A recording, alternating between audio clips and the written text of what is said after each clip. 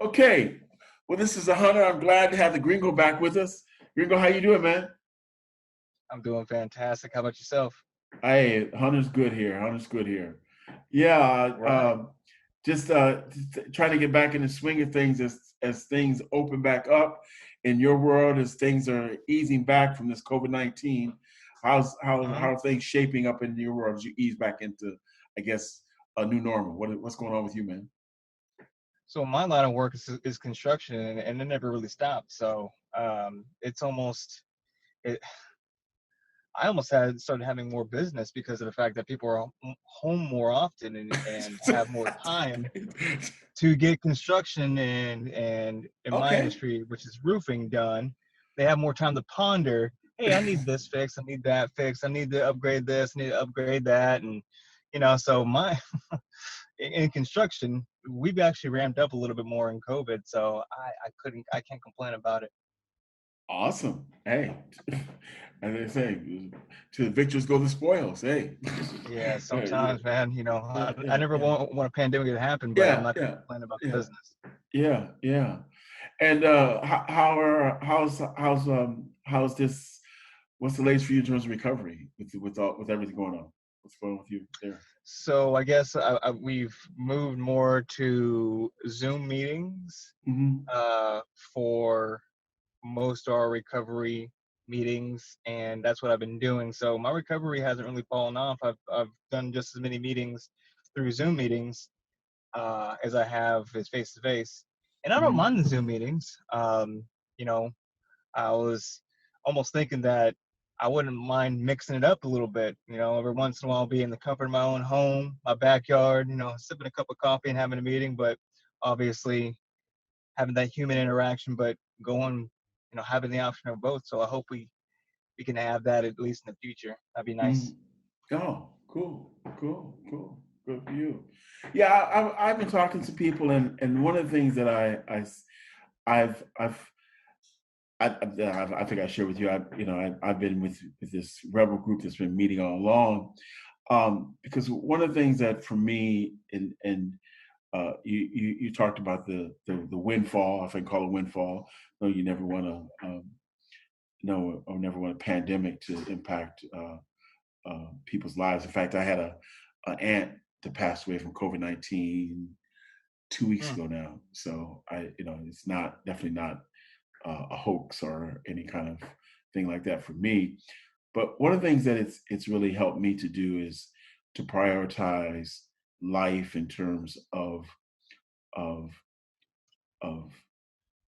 valuing each day and the decisions I have to make about yeah, life and death, and yeah, what yeah, what I have to get out here and do, and so I really found that when it came to recovery and the meetings, that I how much I valued the people, uh,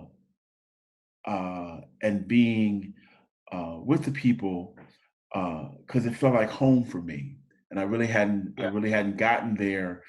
And what I say about that, when I explain to people is, you know, um, I can honestly say now that if I'm known for who I am, and for so long in my life, they say we're sick as our secrets, hmm and now I've actually gotten to a place where there are people in this world who really know who I am and Yeah, accept me, and that feels good to be known for who you truly are, yeah, and to be find people that can accept you, warts and all, uh, and and and so it's sobriety plus, from the standpoint that, um, I for me, I found like this is this feels like home. This is yeah, what I feel. This is what I feel that home should feel like, is what I've said is, yeah. and and and that's because I get to be authentic. I get to, you hmm know let people really know who I am, and Mhm. and and sometimes, I was, and in the past, my family hasn't known who I am, not truly, Yeah. and so it's kind of like this is, so anyway, I'm just kind of that, that, but that's, so the meetings and coming out, and valuing, even coming to, where I've been going to meetings, um, kind of, underground meetings, but, uh, I really said to myself, this is important enough that I'm willing to risk, life or death to do this. It's just that Yeah. important to me, and it's not just that important to my sobriety, but it's just really that important to my life right now. And and and so if that's what happens, has to happen, then that's, so it's helped me to really value, be forced to make a decision. That's me. I'm just kind of sharing my stuff. Yeah, that's what's meant for me. So what are the things that, I don't know if you want to respond to that before we go on, but if there's anything you want to say about that, but Well, I mean, I kind of do. I mean, because I definitely understand where you're coming from. For the longest time, it's always been our prerogative. Uh, People in recovery, before we got into recovery, we were always hiding behind a mask and didn't want to show people who we truly were because, we we're kind of troublemakers and kind of crazy in a sense, but we were ashamed of it mm, because that's not really a societal norm, or it's never really even a personal norm or a humanistic norm um, to have addiction or things like that. And I mean, it's something that's necessary to be ashamed of, but that was something that I really had to figure out when I got into sobriety of who I really was. And to kind of, uh, jump off from what you're talking about specifically, maybe even bring it to relationship. I'm in a relationship right now with a woman who lets me be 100% myself. We're mm, very aligned in a lot of characteristic type of things, and what that helps me do is when I can get home, right? When I mm, can get home and feel like I don't have to be somebody else. I'm stressing up at work. It's stressful having to be a different character, when you get home. You know what? I mean, I have to be somebody else when I get home and kind of play. I kind of play a character kind of whenever I'm at work, but I'm still mostly myself. But I hear it you. being in customer relations and things like that, you got to play up it a little bit. And Yeah, right. it's a lot of energy. When you get home, you want to relax, you want to be yourself. And so and so saying, to a point where you're saying it's nice to not have to feel obligated or stressed or compelled to be somebody who you're not. It's just nice to just be who you are and people accept you, and you feel the same way about them. And that's what um, being a human is about, is accepting each other faults and everything.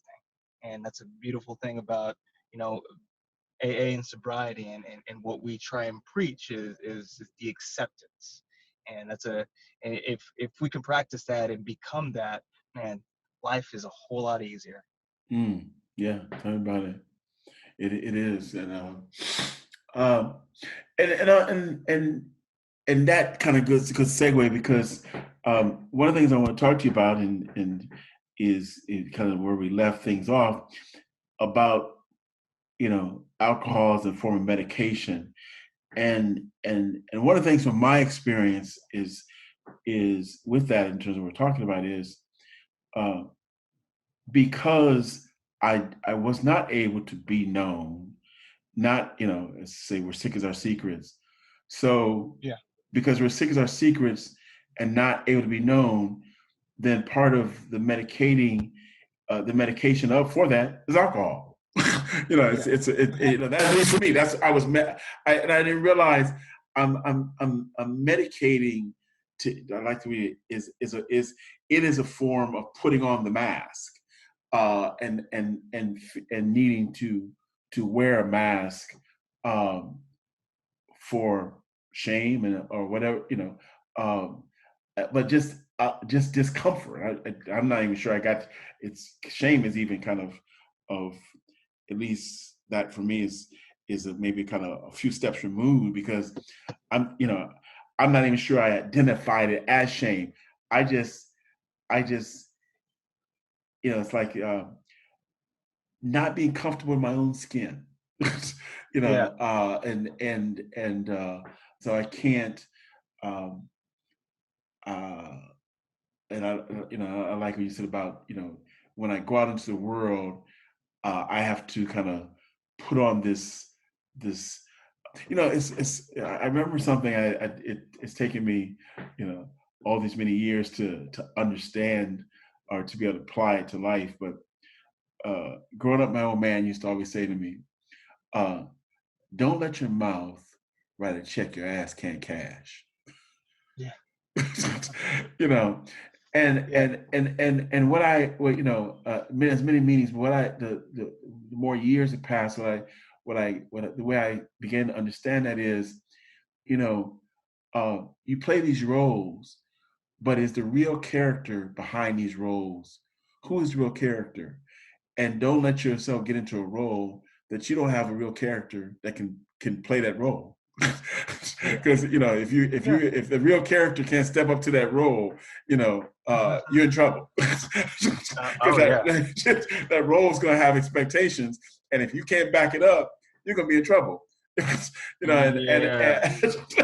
and and that's what I found a lot of my life was about, was taking on roles that I didn't have the true character to play, and or didn't want to play, Yeah. and yet I'm caught in a role, and so I'm trying to live out these roles versus being the true character that I am, or being true to the character that I am, and so that and that gap is where, because of that gap, I should say, uh, Hmm. the need to medicate to fill that gap, to fill in for that that tension between that and the real character. So it's that's tension, and so alcohol. I used alcohol to soothe that tension. Yeah. Kind of that's um, and that's me. That's my stuff. But what I want to Yeah. talk about was and I was kind of sharing um, Hmm. what I needed to medicate. That goes at the heart of what I needed to medicate, was that tension between roles and being the character that I am.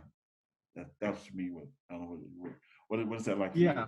Is that So your question, let me get this straight. So your question is why did I need to medicate? Yeah, I'm sorry. we were just talking about, and I was just kind of sharing something I kind of, and it was Yeah. all in line with, and the connection here is all this we're talking about is, but being in the rooms helped me to let that character be known, and as part of that, that's also why, okay, so if I let the character be known, I'm not playing these roles anymore, so I don't Hmm. need this medication as much, that's how I kind of, Yeah. Yeah. Yeah. yeah. Yeah. That's what he's, I'm trying to tie it all together. That's how it kind of ties all together for me. Yeah. No, no. No, that makes sense because you know, like I was saying, it's more stressful to play a character and to be someone that you're not. And so and so more stress equals more things to take you away from reality, whether that be entertainment or Yes. Yes. Yeah. addictions, Yeah. everything else. And Yeah. so we start falling, and it starts to be a snowball effect. And the spiral effect is that we have to cover up more of the cover up, and the more of the cover up is on top of more of the cover up. So it's like lying, to somebody, and and someone kind of almost catches you in a lie, but they don't have the evidence or proof, but they know something's up, and so you have to lie about that lie, and then it just soon becomes a circus. And yeah, and so what happens is that people like you and me, we we don't just deal with it ourselves, or we're selfish, dishonest, fearful, or resentful, at something, and then Mhm. what starts to crop up when those things start to happen. We use things to medicate those feelings, and Mhm. then everything starts becoming um, more amplified in a bad way. Yeah. Yeah. Yeah. Yeah, and turns out you know, as I say, you become as sick as your secrets, and and and the lying, you know, again, just even though I learned it early on, it was taught. I didn't learn it, taught early on. Uh, you know, when you tell a lie, then you got to keep up with the lie. You got to tell another lie to keep, Yeah. you know, and then you got to remember all these lies. You know, keep Oh your my story God. straight. You know, Oh, it's much simpler just tell the truth, right? it is. Oh my goodness. Just get it over, rip the band-aid off, get it over with. You know what I Yeah, mean? yeah. But you Oh know, my you goodness. telling lies, you get it. I got to remember what just what is that saying? Oh, what a tangled web we weave when at first we practice to Y- deceive. Remember that? It's just so true, Yes. you know. Yeah, because Uh, you got to keep this lie going, you know. you make me feel And uncomfortable just thinking about all all the times in the well, past when I had to do that. You know, I'm like, oh yeah, my goodness, geez, because yeah. I I was mean, such a proponent of lying and stuff, and now that was one of my biggest character flaws and defects, and and I still to this day struggle with it. But I'm a pretty honest person for the most part, but I still struggle.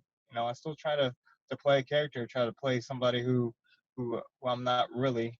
But for the most part, I'm pretty good with it. Gosh, that was a huge struggle for me back in the day, and so I never want to remember those times again. so on that point, just to put a fine point in this, so were you playing the character or playing the role? You know, I'm just, I guess, can you make it, can you explain to you the difference between, you know, Between so we talk both, about character defects or character versus a role. yeah. Is, Um, how do you define, I I think mean, it's almost the same for me because okay, you know, um, I when I was playing a character, it was just a role in a larger universe in my brain, okay, and okay. and so what that would do is hide people away from who I really was. I was playing a role that I was a carefree person who was loving and kind, always selfless, but in reality, I was just a selfish asshole who all I wanted to do was use people to drink and use people to make me feel happy because I wasn't happy with myself. And so the role was for me was to become someone who I can get close to, someone who people can get close to, so I Mhm, can feed off your happiness instead of my own, use you, which is a really weird thing. Which is a really weird thing to say, but that was it. Um, I just wasn't who I wanted to be. I was who you wanted me to be, so mhm, I can get close to you and suck out the life of the happiness that you had, so I can obtain some of that I couldn't find in myself. mhm. It was Yeah, it was sick. yeah. I used to, one of the things that used to, um, uh, I remember one of the clear examples. This is one of the first jobs I ever had. Um, I was pastoring then, and I was an assistant Mhm. pastor.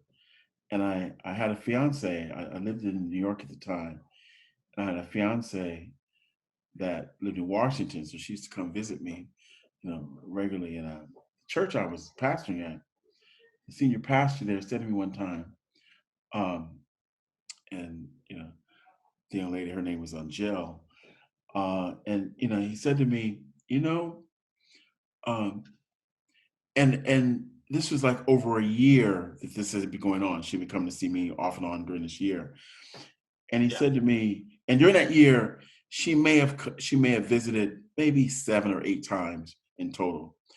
And he said to me one day, he said, um, you know, I've met Angel, uh, you know, on several occasions, and I work with you every day, but I feel like I know her better than I know you. You know, and he was just one of the yeah, people. And that's just one instance where I had people over the years say to me that that I dealt with that were called say friends. It's like just something about you. I just can't put my finger like it's like I don't know you. Yeah. And and and and the thing about it was I used to like that. I like, I like, Yeah. yeah, they like, yeah, Yeah. Yeah. You're like, that's just the way I want it. I'm a That's, secret. that's Like right, Batman. right, exactly. I took pride in that. I was like, yeah, I'm getting away with it. Yeah, Uh-huh. that's exactly the way I want to keep it. And and until till it all came crashing down. It's like, and I thought the point of that, I thought that was normal. I thought I thought that was what it was supposed to be like, you know. Yeah. And so, like I said, I took pride in that, you know. I thought this is a good, that you don't really know me, but you like kind of like everything you're saying, but you still like me, you still accept me, but you don't know me, I'm getting over. Like I get to, Yeah. Yeah. like this is cool. This is what it's supposed to be like. And then then I realized this isn't this isn't this is not So you get it. That. But I like I said I thought I was actually achieving something in doing that, and and and you know that was life. I thought that was this is this is called life, and to get back to what I'm saying is, so one of the beauties of sobriety in the program is not having my life end during that time when what you meant I would have died and people wouldn't really know who I am. Now I know, like, look, Yeah. if I die tonight, there are people that know who and accept me. I actually know people know who I am and love and accept me for who I am. Not that I want to die tonight, but my life wasn't cut off then, having never been known. That's to me, that's I can't think of a more tragic existence than to have lived but never have been, you know, never have been known. Yeah, That's, I know. that's And then when in reality, what it's really doing to a lot of people is that it's pushing them away from you because they're like, I just want to get to know you for you, and I just feel like things off and you're a little phony, and then people start to question who you really are, and they're like, hey, I'm giving you everything, but you're holding back. I don't understand what's going on, and why do I want to associate myself with somebody who's not giving me 100% whenever I'm doing the same thing?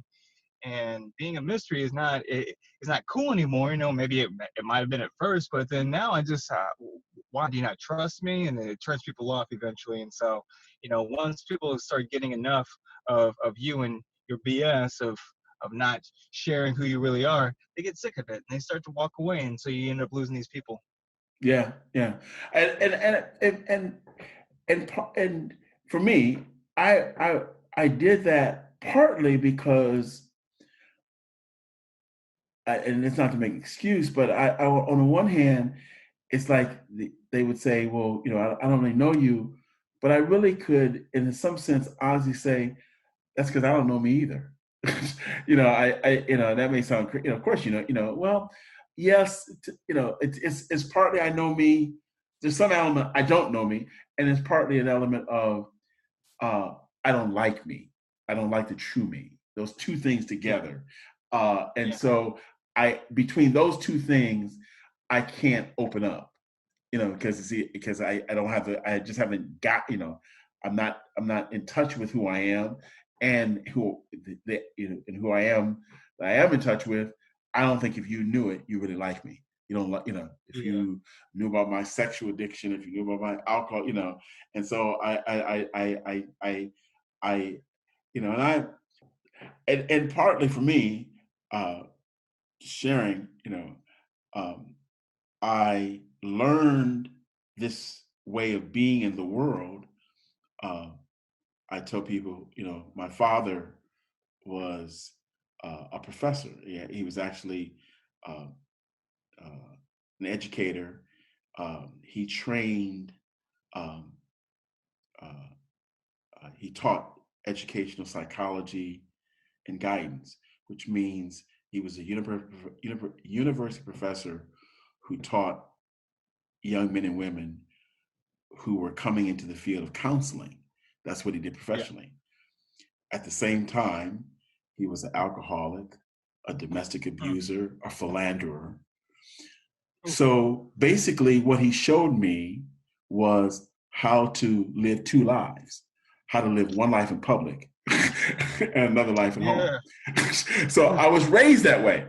So I thought that was normal. I thought that's what you do. He was a That's pro how, at it, man. right. Dang. Wow. That's I right. mean, he's So, like a professional. that's right, exactly. Jeez. So I grew up thinking that this is what you look, this is what life is like, and that's not to make excuses, but I grew up with that. So since that was modeled for me, then what do? I grew up doing the same thing, being one person in public and another person in private, and thinking that that's how you live. And he was, like I said, a philanderer, a domestic abuser, and an alcoholic. But he kept it all together, and so that's what I thought was important. Not that you could do these things, just keep it all together, just keep all these balls in the air. Um, so that, but that in that going back to what I was saying about not being in touch with yourself. Yeah. Yeah, I mean, you over time you lose. For me, I lost touch with who I really was. And Yeah. and so when people say, I don't know you, there was a real sense in which, get in line.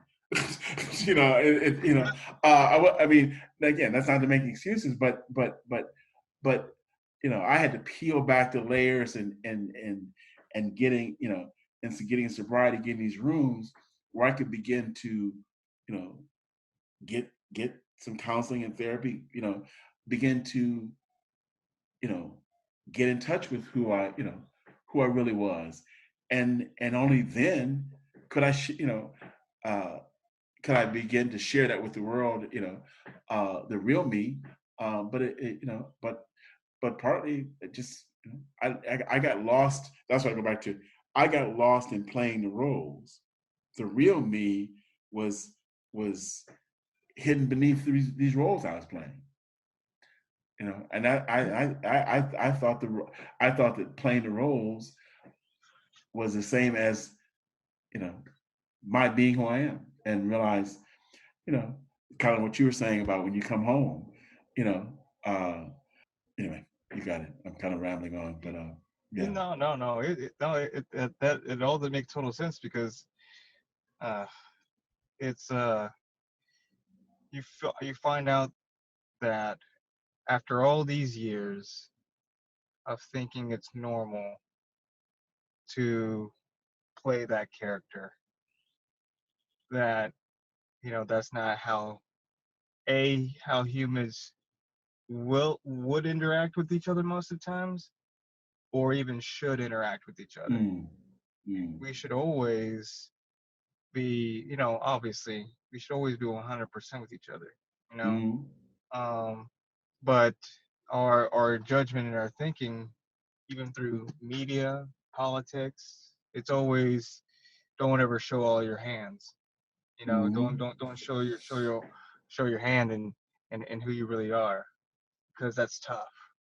That's being tough. It's hiding your your emotions. It's hiding your vulnerabilities, and because I want you to see that I'm a tough person. And really, in reality, not only are you damaging yourself, but you're damaging the relationships that you have with other people, because uh, not everyone, but some people will see straight through that. And so the things that we're trying to do and trying to accomplish with hiding who we really are, it's really backfiring against us. And so eventually, what happened to me was that it backfired so much that I had to do something about it. And that something to do about it is, yes, going to rehab and fixing an underlying problem that wasn't that wasn't just alcohol that was my problem. It was who I was becoming and trying to become, and going in the wrong direction in that sense. And so when I started fixing those character defects like I was telling you about earlier, when I finally started, becoming more and more in love with myself and who I am as a human being, as God's child, then the less and less I wanted alcohol. Mm-hmm. When I went to rehab, it wasn't that they were trying to go, okay, just sit on your hands and stop drinking. That's not going to solve anything. What that's going to do is just be a ticking time bomb for when one day I just go, you know what? I'm sick of just being who I am today, still without alcohol. I rather just drink.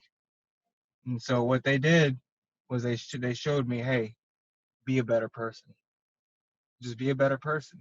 And so when you become that better person, you'll want to drink less and less, and then eventually you'll be able to abstain from alcohol or any mind altering substances. But not only is that happening, but you're becoming a better person. And so that's what this whole sobriety thing has given me. It's becoming who I truly am and always have meant to be. And therefore, I don't have to abuse any mind altering substances. Do you feel that your what you just shared, uh, are you at a place in your journey? I'll put this, are you at a place in based on what you shared in your journey where you can point back or point at how, in light of this experience, you're better because of it? Oh, absolutely. Can I point like in a certain time? Well, no, no, I'm just no point to the aspects of of who you are now. That's kind of how are you better now from from this, like they were saying, just be a better person.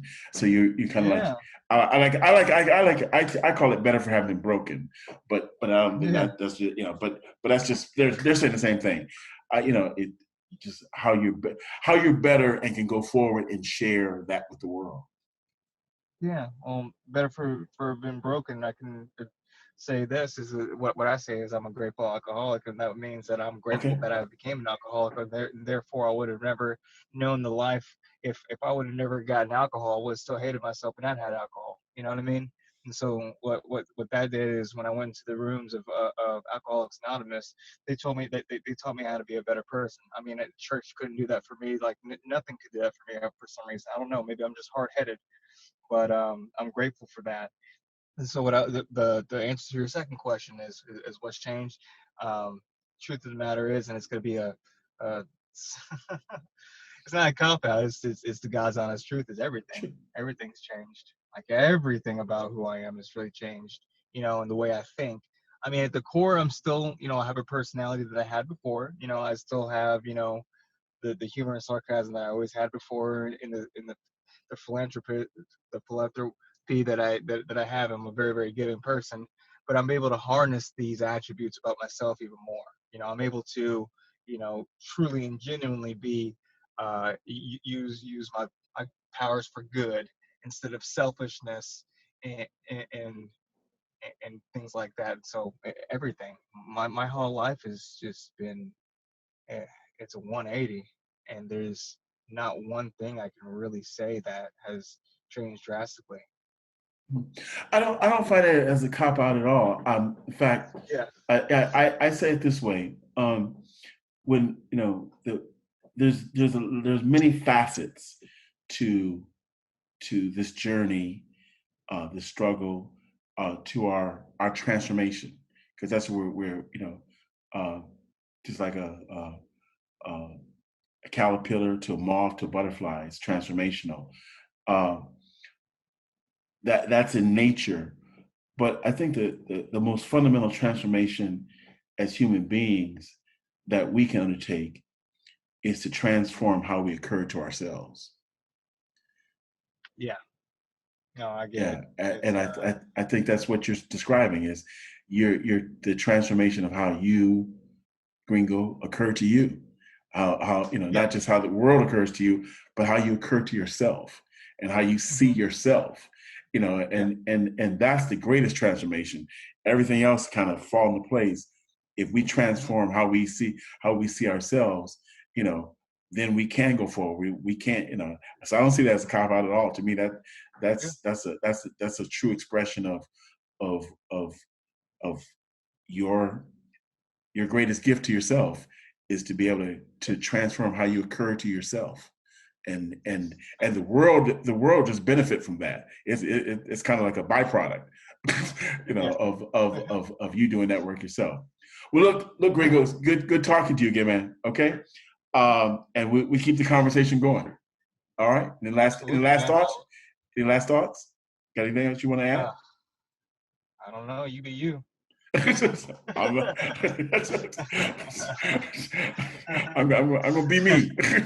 All right, man. You do the same thing, man. Stay Good talking to you, stay Gringo. 100. Stay 100. Stay 100. There you go. I love it. 100, baby. All right, All baby. right. Yeah, Thank Gringo you. out. Peace. Peace.